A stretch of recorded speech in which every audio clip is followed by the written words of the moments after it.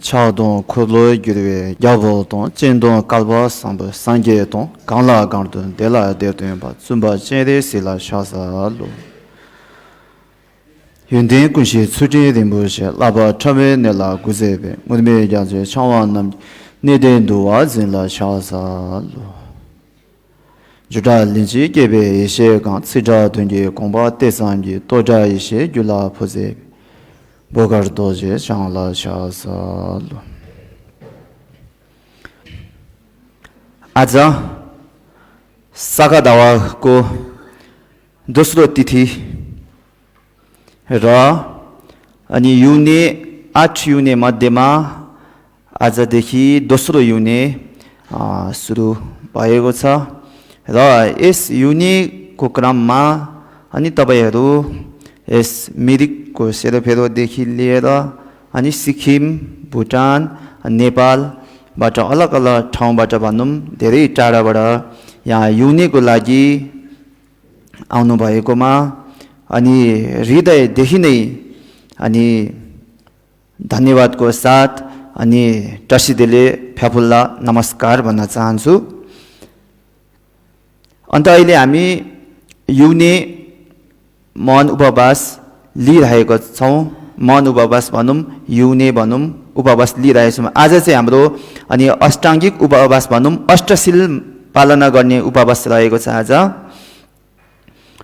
र यस युनेको सुरुवात चाहिँ अनि गेलौमा पाल्मोबाट चाहिँ सुरुवात भएको भनिन्छ। त्यसकारणले युनेको समयमा अनि गेलौमा पाल्मोको नामथर चाहिँ हामीले एकचोटि सुन्यौं न भने युने नै अधुरो भएको जस्तो हुन जान्छ। एक किसिममा गेलौमा पाल्मोको नामथर तपाईहरुलाई कण्ठस्थै नै होला र पनि जुन गेलौमा पाल्मोले गर्नु भएको छ धर्मप्रतिको एउटा त्याग, आफ्नो गुरुप्रतिको विश्वास अनि इष्टदेव चेरिसी प्रतिको जुन श्रद्धा भाव छ त्यसकारणले उहाँको जीवनी कथा जति सुने पनि त्यति नै सुनुम लाग्ने र अनि जति सुने पनि अझै नै कमी भइरहे जस्तो महसुस हुन्छ। त्यसकारणले आज तपाईलाई फेरि म गेलौमा पाल्मोको नामथर सुनाउन गइरहेको छु। अनि समयलाई पनि ख्याल गर्दै धेरै समय पनि लिदिन अनि आज एकै दिनमा अनि गेलौमा पाल्मोको नामथर सबै सक्ने हैन, अलिकति चाहिँ आज बताउने छु अनि क्रमबद्धसँग पछि बताउने छु। अनि गेलौमा पाल्मोको नामथर भन्दाखेरि अनि उहाँको आमा बुवाको नाम, उहाँको दाइको नामहरू र अनि केही समयहरू चाहिँ अब किताब अनुसार अलिकति भिन्न भिन्न रहेछ हैन, तर वास्तविक अर्थ त एकै रहे तापनि कोही बेला नि नामहरू अनि समयहरू चाहिँ अनि फरक फरक पाइँदो रहेछ। अहिले अस्ति मैले तपाईहरुलाई अनि सागा दावाको समयमा युने बस्नुपर्ने विशेष कारण चाहिँ के छ भन्ने सन्दर्भमा मैले गेलौमा पाल्मोको छोटकरी जीवनीमा गेलौमा पाल्मोको जीवनी छोटकरी रूपमा मैले जोडेको थिएँ। त्यो जीवनी चाहिँ अनि सिटुदुम्बुचेले अनि लेख्नु भएको अनि युनेको फेन भन्ने पुस्तक छ त्यस आधारित भनेको थिएँ। र आज गेलौमा पाल्मोको नामथर भन्न गइरहेको चाहिँ अनि छेगे लोसा तेन्दर उहाँले लेख्नु भएको रच्नु भएको गेलौमा पाल्मो झेनम सेलग्र ठेवा भन्ने पुस्तक मेरो हातमा रहेको छ। यस आधारमा तपाईहरुलाई म अनि गेलौमा पाल्मोको अनि अलिअलि छोटकरी रूपमा विशेष रूपमा नि म भन्न गइरहेको छु। गेलौमा पाल्मो उहाँ एक राजकुमारी हुनुहुन्थ्यो हैन, पछि गएर उहाँ भिक्षुणी हुनुभयो र पछि उहाँले अनि फापाचे ऋषिको साधना गरेर फापाचे ऋषि साक्षात दर्शन गरिकिन अन्तिममा उहाँले पनि बुद्धत्व प्राप्त गर्नु भएको थियो हैन। र गेलौमा पाल्मोको जन्मस्थान चाहिँ कहाँ थियो भन्दाखेरि अनि भारतवर्षको हैन, पहिलाको भारतवर्ष अहिलेको भारत पाकिस्तान भन्ने हैन, पहिलाको भारतवर्ष भन्दो रहेछ नि। त्यस समयमा नि कश्मीर ठितेन भन्ने जग्गा हो भन्छ। अनि अहिले विद्वानहरूले अनि खाचे ठितेन भन्ने जग्गा चाहिँ कहाँ पर्छ त भन्दाखेरि अहिले सिन्धु नदीको छेउछाउतिर पर्न सक्छ, अहिले पाकिस्तान भूभागमा पर्ने सिन्धु नदीको छेउछाउतिर पर्न सक्छ भन्ने यस्तो अनुमान लगाउँदो रहेछ। र अनि उहाँ राजकुमारी भएको कारणले उहाँको बुबा राजा इन्द्रबोधी हुनुहुन्थ्यो भनिन्छ। उहाँको बुबाको नाम चाहिँ राजा त हो, उहाँको बुबा चाहिँ राजा त हो, तर उहाँ बुबाको नाम चाहिँ के हो भन्दाखेरि अनि यसमा अलिकति अलग अलग भेटिँदो रहेछ। अहिले यस अनुसार चाहिँ इन्द्रबोधी भनेर भनियो। अनि इन्द्रबोधी भन्नाले अनि थुप्रो पाइन्छ हैन, कश्मीरमा रहनु भएको हैन राजा इन्द्रबोधी को प्रसङ्ग थुप्रो पाइन्छ। बुद्ध शाक्यमुनि बुद्धको कालीनमा पनि राजा इन्द्रबोधीको चर्चा पाइन्छ। त्यसै गरी गुरुङबुचेको समयमा पनि अनि राजा इन्द्रबोधीको चर्चाहरू पाइन्छ। र अहिले गेलुङमा पाल्मोको बुवाको नाम पनि अनि राजा इन्द्रबोधी रहेको छ। त्यसकारणले राजा इन्द्रबोधी नाम एउटै भए तापनि अलग अलग समयमा अनि अलग अलग समयको अनि राजालाई चाहिँ तपाईँहरूले बुझ्नु पर्यो हैन। र उहाँको आमा चाहिँ अनि हिउँ साङ्मो भन्ने थियो भनिन्छ। अनि अन्य दर्शनतिर अन्य किताबतिर अब आमाको नाम चाहिँ घुमालाजे मायादेवी भन्ने पनि पाइँदो रहेछ। तर यस अनुसार चाहिँ उहाँको आमाको नाम हिउँ साङ्मो, मतलब बुवा राजा इन्द्रबोधी र आमा अनि हिउँ साङ्मो हुनुहुन्थ्यो। अनि उहाँको प्रथम अनि सन्तान चाहिँ अनि राजकुमार थियो। राजकुमार अनि धर्मपाल भन्ने हुनुहुन्थ्यो। र राजकुमार धर्मपालको अनि 6 वर्षतिरको पुग्दाखेरि चाहिँ अनि आमा हिउँ साङ्मोलाई उहाँले एक सपना देख्नु भएछ। त्यस सपनामा के देख्नु भएछ त भन्दाखेरि आमा स्वयंको हृदयदेखि हैन अनि चन्द्र र सूर्य चाहिँ अनि उदय भएर चन्द्र र सूर्यको प्रकाश चाहिँ अनि चारौं दिशामा फैलिरहेको, चारौं दिशामा प्रकाशले व्याप्त भएको र अनि धर्मको ध्वनि, सद्धर्मको ध्वनि चाहिँ चारौं दिशामा गुन्जिरहेको र लोकको मनुष्यहरू धर्ममा अनि लागिरहेको यस्तो सपना देख्नु भएछ। र यस सपना चाहिँ अनि बुवा राजा इन्द्रबोधीलाई भन्दाखेरि अनि राजा इन्द्रबोधी पनि धेरै खुसी हुँदै अब हाम्रो परिवारमा बोधिसत्वको अवतरण हुने रहेछ, बोधिसत्वको जन्म हुने रहेछ भन्ने उहाँहरूले अनुमान लाउनु भएको थियो। र त्यसै गरी 9-10 महिना पश्चात एक अनि राजकुमारीको जन्म भयो। त्यो राजकुमारी अत्यन्तै मनमोहक र सुलक्षणले युक्त थिए र त्यस कारणले अनि त्यस राजकुमारीको नाम अनि लक्ष्मीकर राखियो। लक्ष्मीकर अहिले हामी गेलुङमा पाल्मो भन्छौँ नि, पाल्मो भनेको टिप्टेनबाट भनेको, तर पाल्मो भनेको लक्ष्मीलाई नै पाल्मो भनेको लक्ष्मीकर। उहाँको नाम लक्ष्मीकर भनौँ पाल्मो रहेको थियो। र त्यसै गरी अनि केही उमेर हुँदै जाँदाखेरि उहाँको दाइ चाहिँ धर्मपाल हुनुहुन्थ्यो र आफ्नो दाइ धर्मपाल 18 वर्षको हुँदा चाहिँ उहाँले राजपाटहरू उहाँले सम्हाल्नु भयो अरे। र अनि त्यति बेला राजकुमारी लक्ष्मीकर चाहिँ लगभग 12 वर्षतिर पुग्नु भएको थियो र उहाँको सद्गुण र सुन्दरताको ख्याति चाहिँ हर देशमा फैलेको थियो। त्यसकारणले भारतवर्षका हर राजाहरू चाहिँ अनि धेरै नै बहुमूल्य उपहार लिएर अनि राजकुमारी लक्ष्मीकरलाई अनि विवाहको लागि अनि आएछन्। उहाँको बुवा इन्द्रबोधीको अनि सामुन्ने यो प्रस्ताव राखेछ हैन, अनि राजकुमारी लक्ष्मीकरलाई चाहिँ हामी विवाह गरेर लाने भनेर प्रस्तावहरू उहाँको बुवा इन्द्रबोधीलाई राखेछ र राजा इन्द्रबोधीले चाहिँ के भन्नुभएछ त अनि जसले उपहार धेरै ल्याएको छ अनि उसलाई नै म विवाह गरेर दिन्छु यसो भन्नुभयो त भन्दाखेरि यसो भन्नु भएन अरे के भन्नुभएछ त भन्दाखेरि अनि राजकुमारी लक्ष्मी करको अनि इच्छा जे हुन्छ अनि त्यही नै हुनेछ भनेर भन्नुभएछ र त्यसै गरी अनि राजाहरूले अनि राजकुमारी लक्ष्मी करलाई अनि उसको इच्छा जान्ने उत्सुकता भएछ र अनि राजकुमारी लक्ष्मी करको चाहिँ इच्छा चाहिँ के रहेछ त भन्दाखेरि हैन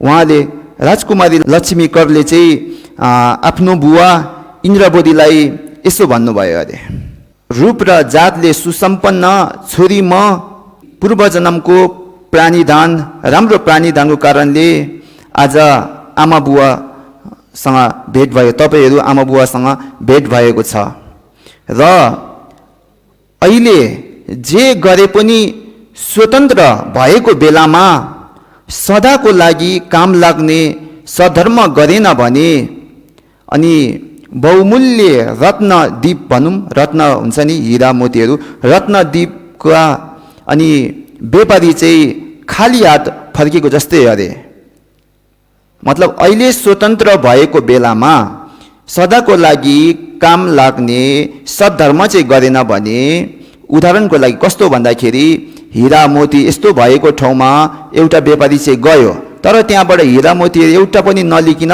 खाली हात फर्केको जस्तै हुनेछ अरे त्यसै कारणले अनि मलाई पनि अहिले स्वतन्त्र भएको बेलामा अनि धर्म गर्नु इच्छा छ त्यस कारणले अनि धर्मको लागि मलाई अनि आज्ञा दिनुहोस् अनुमति दिनुहोस् भनेर यसरी आफ्नो बुवा राजा इन्द्रबोधीलाई बिन्ती चढाएछन् अरे उहाँको अनि बुवा राजा इन्द्रबोधीले पनि अनि छोरीको कुराहरूलाई सहजै स्वीकारेर अनि छोरीको जुन धर्मप्रति एउटा रुचिहरू चाहिँ देख्दाखेरि राजा इन्द्रबोधी एकदमै प्रसन्नताको साथ अनि तिमीले चाहिँ आमा बुवाको इच्छा पूर्ति गर्ने रहेछौ भनेर पनि भन्नुभयो अरे अनि तिमी धर्मको लागि जान सक्नेछौ अनि जब जानेछौ त्यति बेला अनि तिमीलाई चाहिँदो अनि सुनहरू अनि लगेर जान सक्छौ पनि भन्नुभयो अरे अनि त्यसै गरी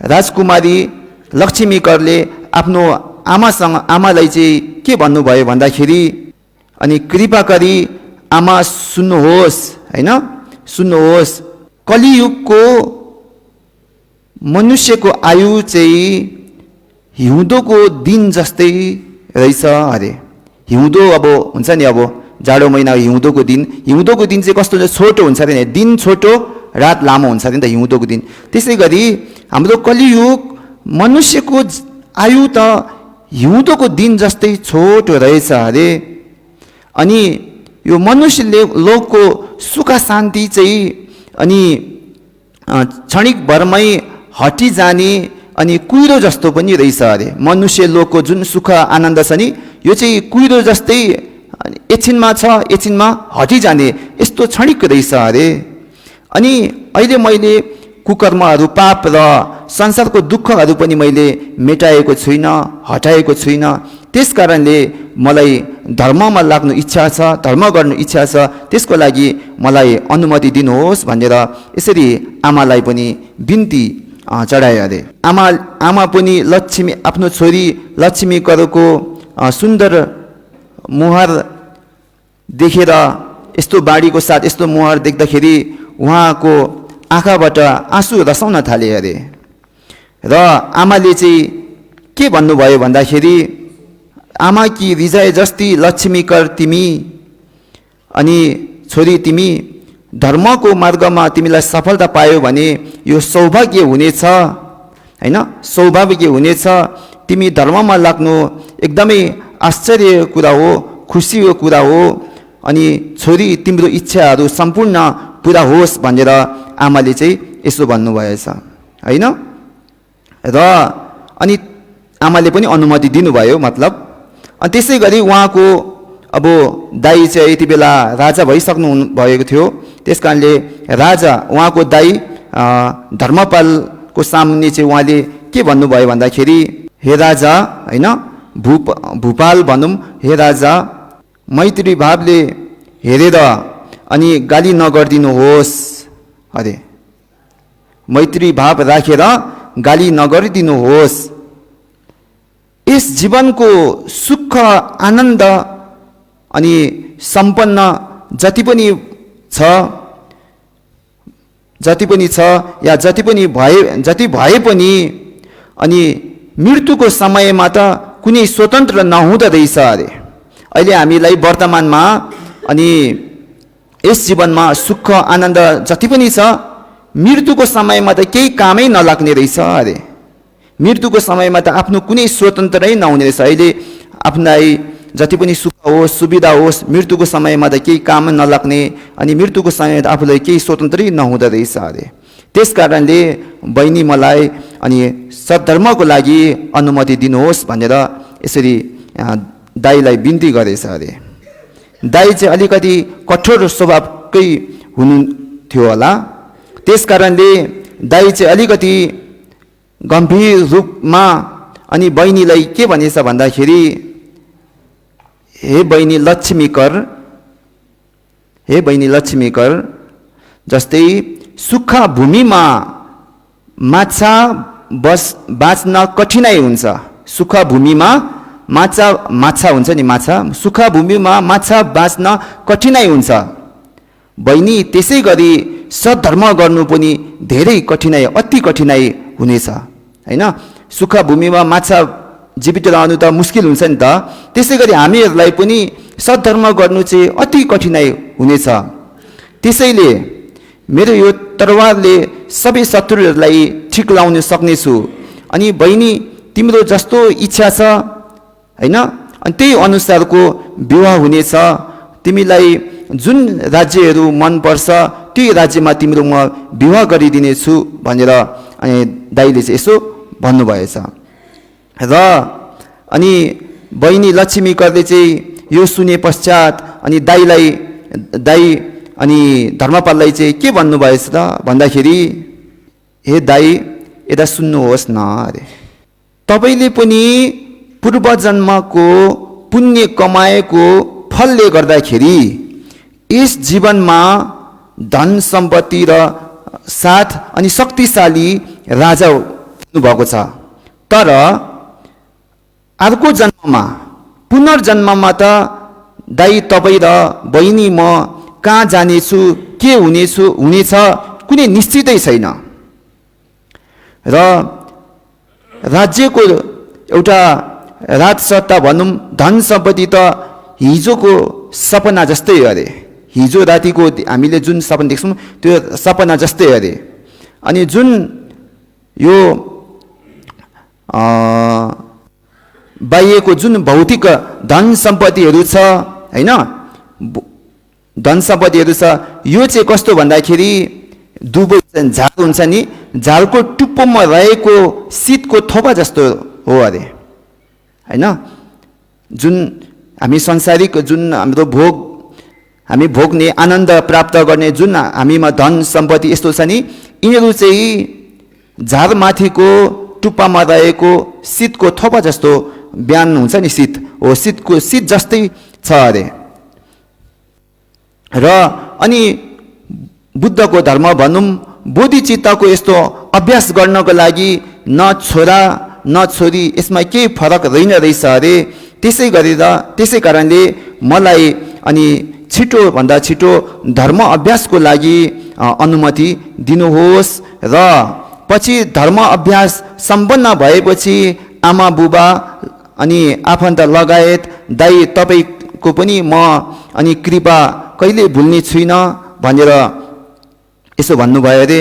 अनि त्यति मात्र नभइकन अनि राजकुमारी बहिनीले के भन्नुभयो भन्दाखेरि, अहिले मैले एउटा राजकुमारलाई विवाह गरे पनि तपाईँको एउटा मित्र बेसी हुनेछ अरे, तर तपाईँको चाहिँ 3वटा शत्रु चाहिँ बेसी हुन्छ अरे हैन।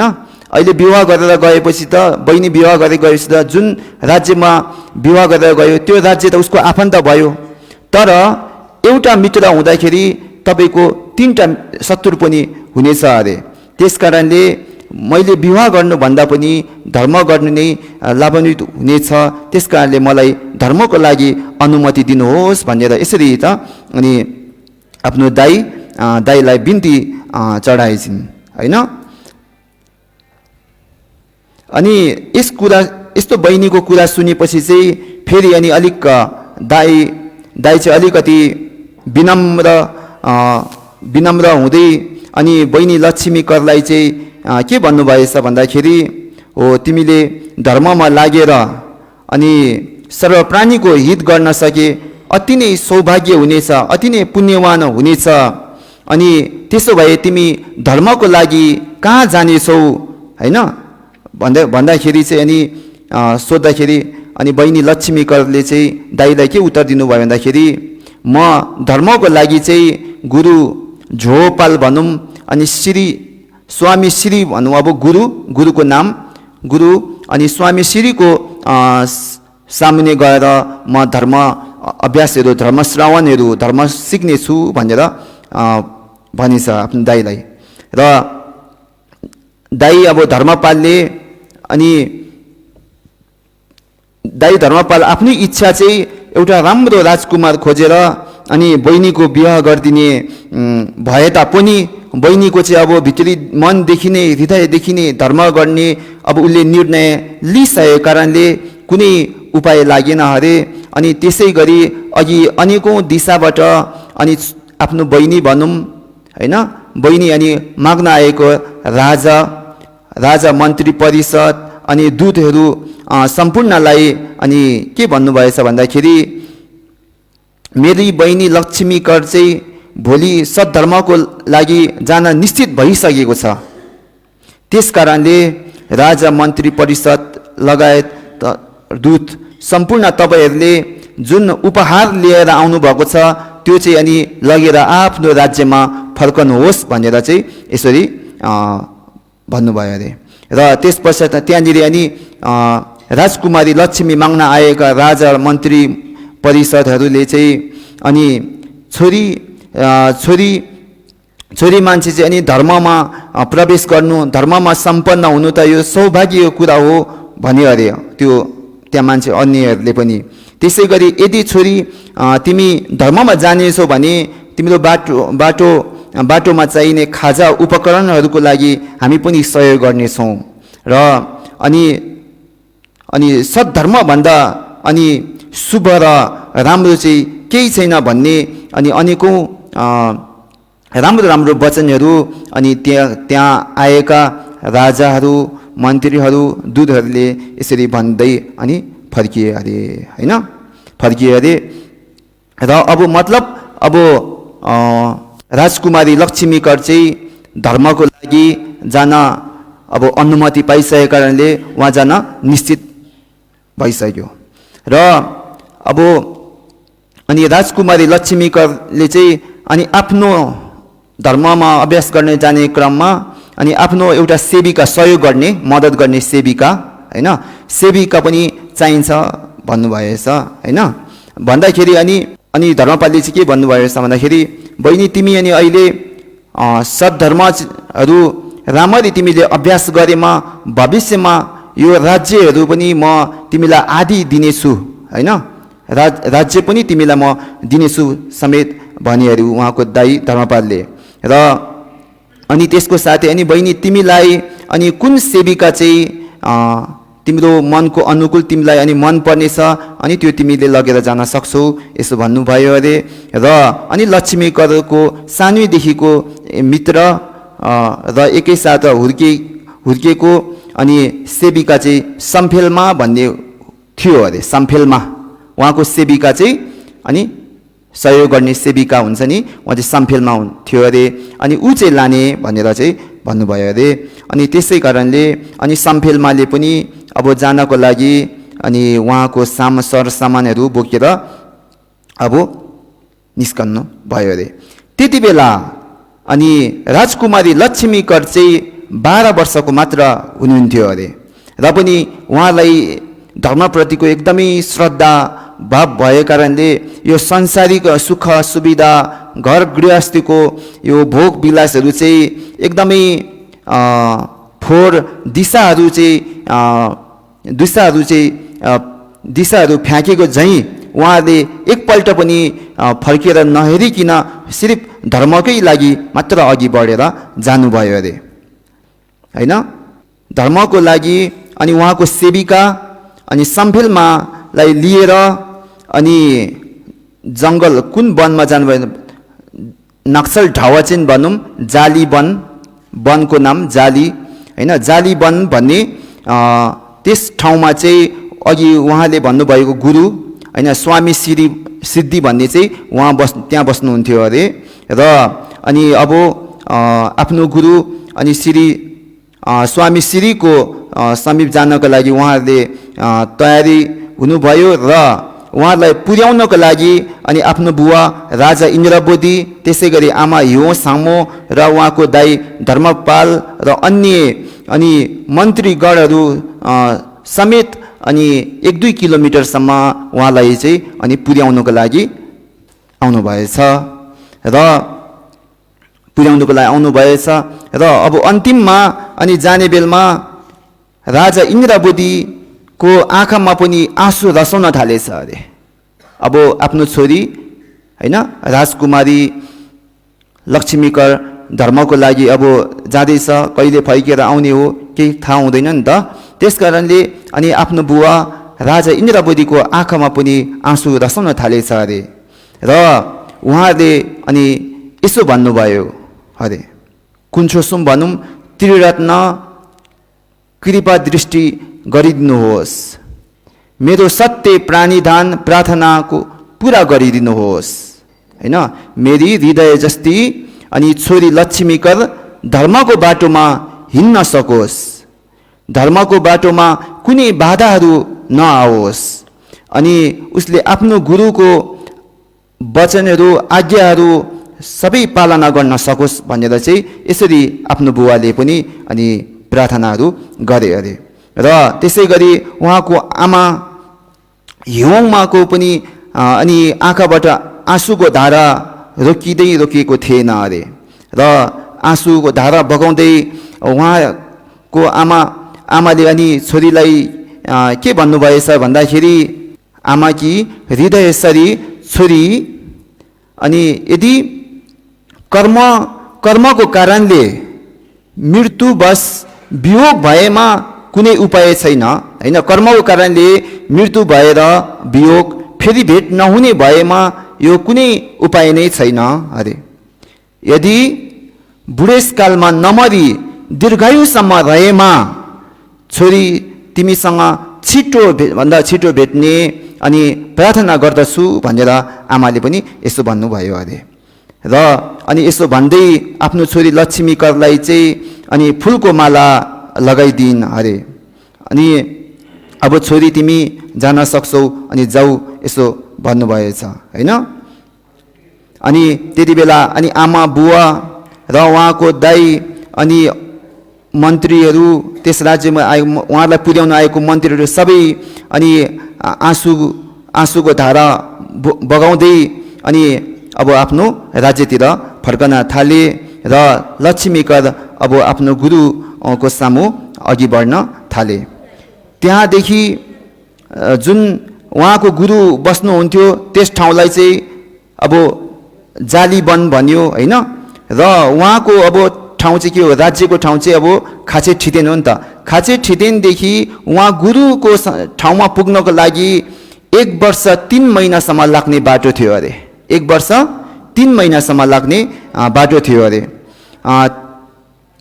त्यस बाटोमा चाहिँ उहाँले अनि न मान्छेहरू भेट्नु भयो अरे न घरहरू भेट्नु भयो अरे हैन सिर्फ अनेकौं घन जंगल अनेकौं खोला नालाहरू अनेकौं अनि गर्मी ताप चिसो यस्तो दुःखहरू चाहिँ मात्र उहाँले पाउनु भयो अरे र उहाँको 10 महिना तिर पुग्दाखेरि उहाँले बोक्नु भएको खाजाहरू सरसामानहरू पनि सबै सकियो अरे। अनि त्यसकारण त्यस ठाउँमा अनि कुनै घर पनि थिएन अरे र त्यहाँनिर अनि कुनै फल अनि रुखमा कुनै फलफुलहरू पनि भेटिएको थिएन अरे। त्यस कारणले उहाँले यात्राको क्रममा 1 महिना 10 दिन जति चाहिँ अनि रुखको पत्ताहरूलाई अनि पकाउँदै अनि भोजनको रूपमा उहाँले खाँदै अनि अघि बढ्नुभयो अरे।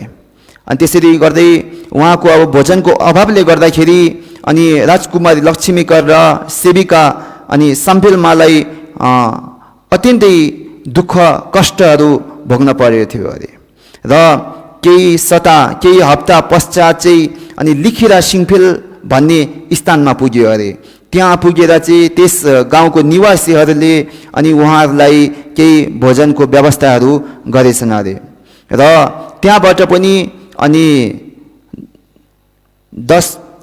13 दिनसम्म उहाँले यात्रा गर्दै जाँदाखेरि चाहिँ अनि 2-3 किलोमिटरको दूरीमाबाट चाहिँ अनि जहाँ गुरुको बस्नुहुन्थ्यो हैन, जालीवनमा बस्नुहुन्थ्यो, त्यो जालीवनबाट चाहिँ अनि त्यहाँनिर एउटा बौद्ध विहार गुरु बस्नुहुने हैन, गुरु बस्नुहुने श्री अनि बौद्ध विहारको चाहिँ दर्शन भयो अरे हैन। उहाँ अहिले पुग्नु भएको छैन हैन, जालीवनको बौद्ध विहारमा उहाँ पुग्नु भएको छैन। 2-3 किलोमिटर टाढोबाट नै अनि जालीवनको एउटा छेउबाट चाहिँ अनि विहार गुम्बा चाहिँ उहाँले देख्नुभयो अरे।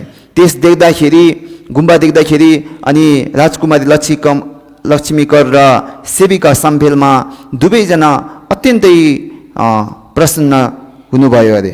भन्दै अनि घेलोमा पाल्मोको अनि नाम्थे चाहिँ अहिले म आजको लागि यति नै राख्नेछु। अनि बाँकी चाहिँ अब आउँदो दिनमा अघि भन्नेछु। र अनि 1-2 शब्द चाहिँ राख्न चाहन्छु है। जस्तै हामीहरू बौद्ध हो नि त है, हामीहरू बौद्ध हौँ भन्छौँ।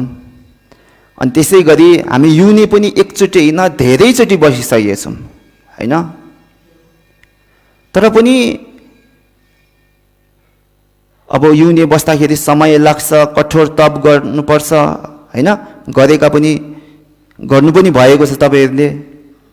र पनि कोही बेला हामीहरूले चाहिँ फेरि बुद्धको दर्शनको विषयतिर चाहिँ चासो नलिएको कारणले गर्दाखेरि हामीले युने त गर्यो, एकरो गरिरहेको छ, फेरि बुद्धको दर्शन चाहिँ के हो भनेर प्रश्न कसैले गर्यो भने कोही बेला आफ्नो मनमा नि बुद्धको दर्शन चाहिँ के होला भनेर आयो भने आफू नै फेरि अल्लमल्ल परेको जस्तो, आफ्नो अन्तर्मनमा नै अन्धकार भएको जस्तो हुन पुग्छ।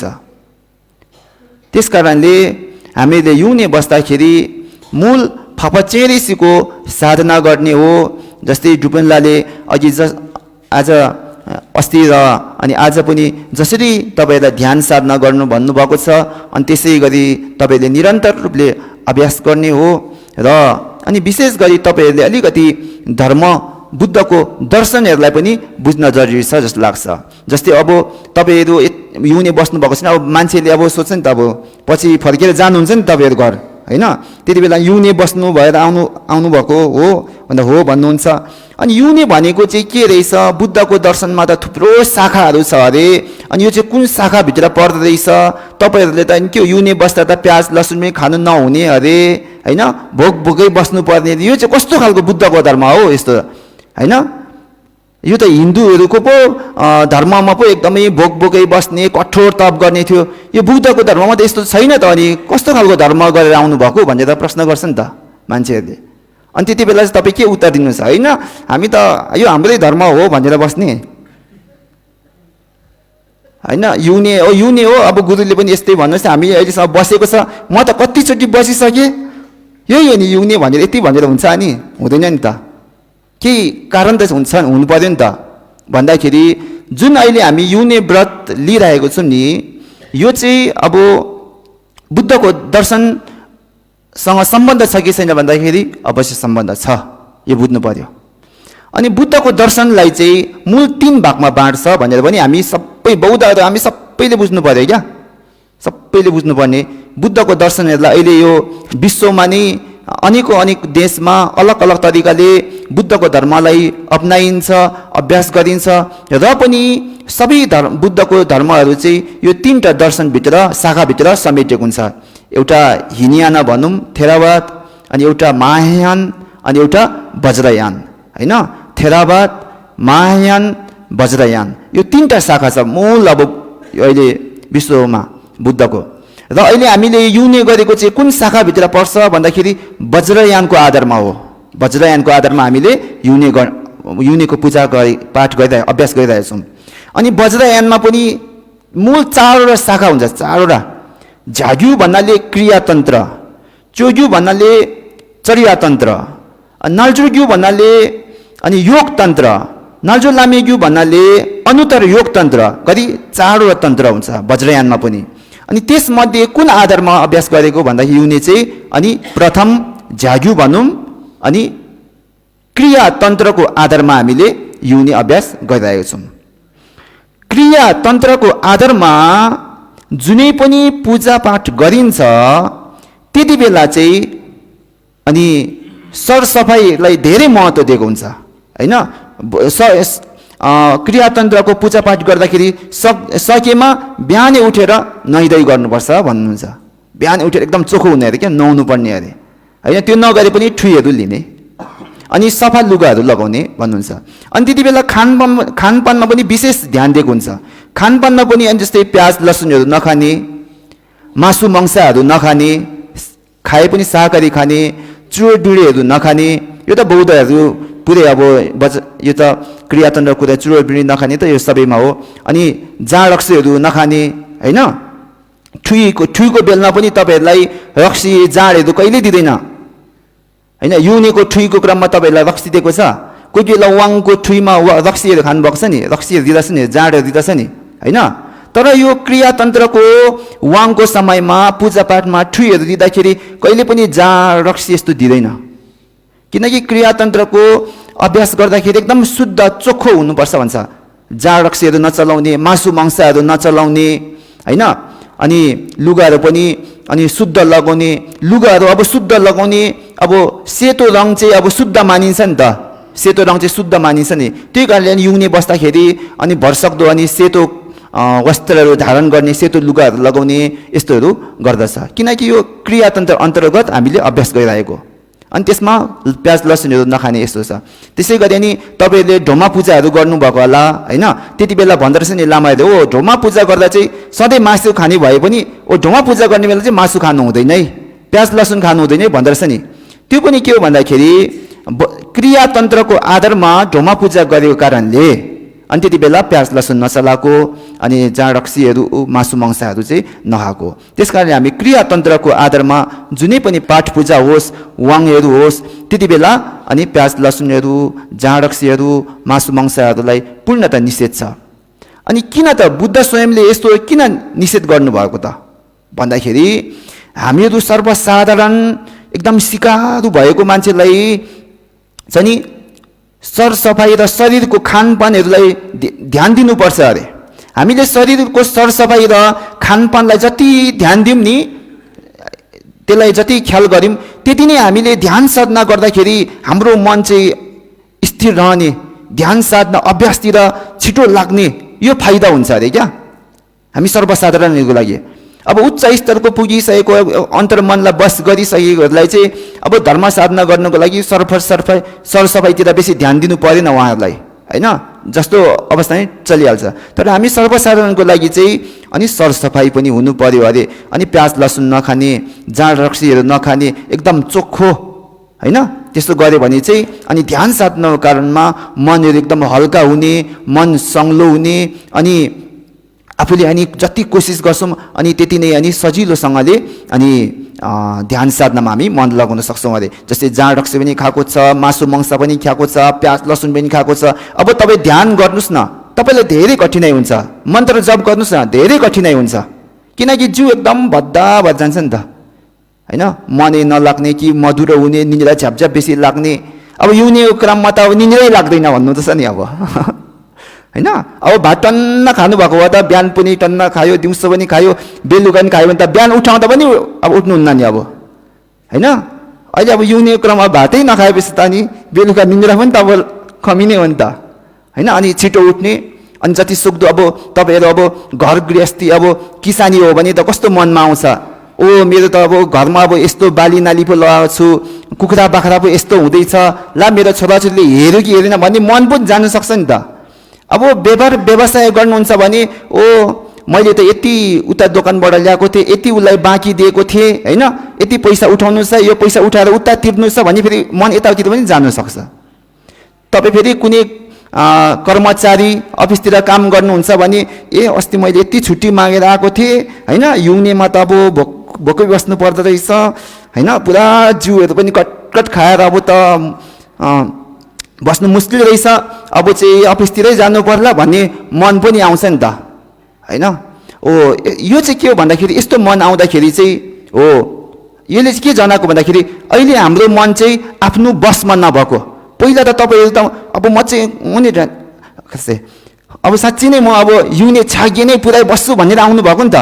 अब यहाँ आएपछि चाहिँ फेरि एक युने गरेपछि चाहिँ फेरि अर्कै मन अलिअलि ए घरतिर पो जानुपर्छ है के हो, अब त पुरै चाहिँ नहुँदैछ आधीतिर गरे एक युने गरे नि भयो नि त अब भन्ने खालको पनि मन आउनु सक्छ नि त हैन। त्यति बेला चाहिँ के यसले के बुझिन्छ भने आफ्नो मन चाहिँ आफ्नो हातमा नभएको, यो स्पष्ट हो नि त। हो त्यही हो, अब हामी आफ्नो मन आफ्नो हातमा छैन भने त आफ्नो शरीर वचन पनि त आफ्नो हातमा भएन हैन। आफ्नो शरीर वचनले के राम्रो गर्नु नगर्नु यो त मनमा आफ्नो मनमा भर पर्छ नि त। अब मन आफ्नो हातमा छैन, अब मनले जे गर भन्यो शरीर वचनले त्यही गर्ने, अनि शरीर वचनले पनि मन परि गर्ने हो, मनले जे चाहे त्यही गर्ने हो। अब मनले जे चाहे त्यही गर्दा सही हुन्छ त भन्दाखेरि भन्नु छैन, किनभने मनमा त राम्रो पनि आउँछ नि त नराम्रो पनि आउँछ, अनि शरीर वचनले राम्रो कर्म पनि गर्ने भयो नराम्रो कर्म पनि गर्ने भयो नि त, अनि त समस्या पनि आउने भयो नि त नराम्रो कर्म गरेपछि त। त्यस कारणले मूल चाहिँ नि मनलाई चाहिँ हामी सम्हाल्नु पर्ने यो महत्त्वपूर्ण रहेको छ नि त। त्यस कारणले अनि युने क्रममा यस्तो मन आउँछ नि, आउँदाखेरि चाहिँ नि त्यति बेला अनि बेसी अब थुप्रो उपायहरू छ हैन। मूल चाहिँ नि चेदेसीलाई नै सोच्ने क्या, अनि चेदेसीलाई नै सोचेर अनि चेदेसी अहिले चाहिँ नि 11वटा अनि अनुहार भएको चेदेसीको चाहिँ मूल अलि युने क्रममा ध्यान गर्ने हुन्छ। अनि हैन उहाँ अब तपाईँहरूलाई अब फोटोहरू देख्नु भएको छैन भने अनि उहाँनिर प्रतिमा रहेको छ हैन, त्यहाँनिर गएर राम्ररी हेर्नुहोस् कस्तो रहेछ, उहाँको हजारौँ हात छ हैन, मूल चाहिँ अनि 8वटा हात छ, उहाँको अनि 11वटा अनुहार छ हैन, अनि कस्तो रहेछ भनेर हेर्नुहोस्। अनि त्यसै गरी कोही बेला नि बस्दाखेरि ध्यान गर्नुहोस्, अनि विशेष गरी अघि डुपेन्लाले ध्यानको विषयमा बताउनु भएको छ नि त, त्यस्तै गरी अनि ध्यान गर्नुहोस्, मानी गर्नुहोस्, जप्नुहोस्। हो त्यसो गर्दै जाँदैछ अनि बिस्तारै मनहरू ठिक हुने हो। अनि मूल नै घेलौँमा पाल्मोहरूको नम्थरहरू सुनेर त्यसलाई बार अनि स्मरणहरू गर्दा पनि हाम्रो मनलाई अलिकति शान्ति हुने, धर्मतिर लाग्ने। ओ यो संसारीहरू त अघि घेलौँमा पाल्मोले भन्नुभयो नि त, अनि संसारिक यिनीहरू त यो सुख सुविधाहरू त सबै अनि के हो यो दुबोमाथि भएको शीतको थोपा जस्तो हो अरे भन्नुभयो नि त। अनि यो हाम्रो जीवन त कस्तो छ भन्दाखेरि हिउँदोको दिन जस्तै छोटो छ अरे भन्नुभयो नि त। अब अर्को वर्ष तपाईँ युने बस्नु के थाहा अब अर्को वर्ष युने ओ यो साल त भयो, अब अर्कोचोटि पनि त छ नि त अवसर भन्नु मन आउँछ नि त। अर्को वर्ष के थाहा के हुन्छ नि होइन, बरु यो साल चाहिँ बस्छु, अर्को साल चाहिँ बसे पनि नभए ठिकै छ, तर यो साल चाहिँ पुरै बस्छु भनेर यसरी सोच्नु पर्यो। अनि त्यसरी गरी मन्त्र जपहरू गर्दै जानुहोस् भन्न चाहन्छु। हो लाग्छु थुचे।